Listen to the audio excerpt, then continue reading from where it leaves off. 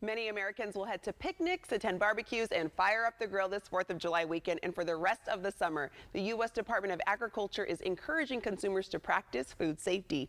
Joining us is USDA expert Meredith Carruthers with special tips. Welcome, Meredith. Hi, good morning. Thanks for having me. Good morning. We're excited to have you on. So, Meredith, this holiday weekend, many will head outdoors to cook a feast. What tips do you have for those cooking outside?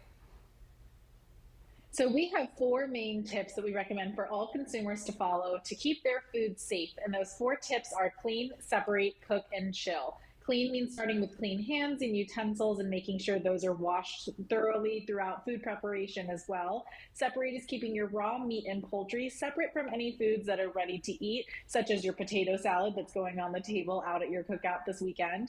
Cook is cooking to a safe internal temperature as measured by a food thermometer, which is super important for you to have next to you at the grill this weekend. And then chill is keeping foods at a safe temperature, and namely that comes into play when we're talking about summer, people being outside, keeping your foods only outside for less than 2 hours or 1 hour if temperatures are above 90 degrees. Ooh, that's good to know. And is color a reliable indicator of safety and doneness?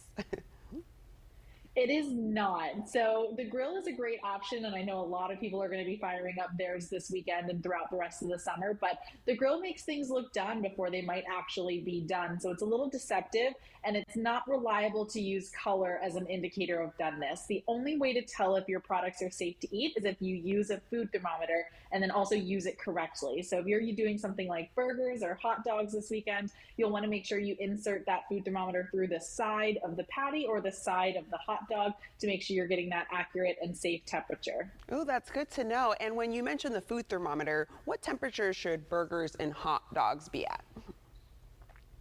So any burgers that have ground beef, pork, veal, or lamb should be cooked to 160 degrees.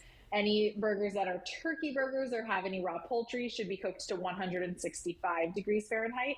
And then your hot dogs or any of your sausages want to reach about 160. If they're a raw ground sausage, 165 as well. And Meredith, what is the danger zone when it comes to cooking our food, and how can we avoid it?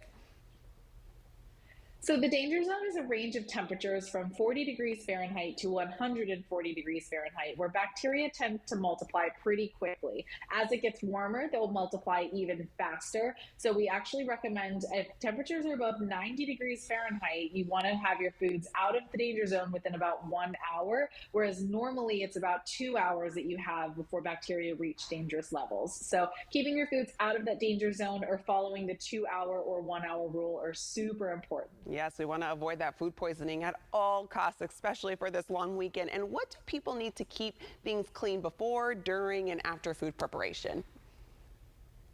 So hand washing, I know we've all heard a lot about, but hand washing is genuinely one of the biggest things that you can do to keep yourself safe from germs in general, especially foodborne illness causing germs. So washing your hands before you touch any food or utensils for cooking, during, especially after you touch raw meat and poultry, all of that are great opportunities for you to wash your hands and remove those bacteria that are on your hands that could be spread around your kitchen and potentially make you sick. Perfect. Thank you so much, Meredith. And like she mentioned, for more advice on cooking safely this summer, visit foodsafety.gov.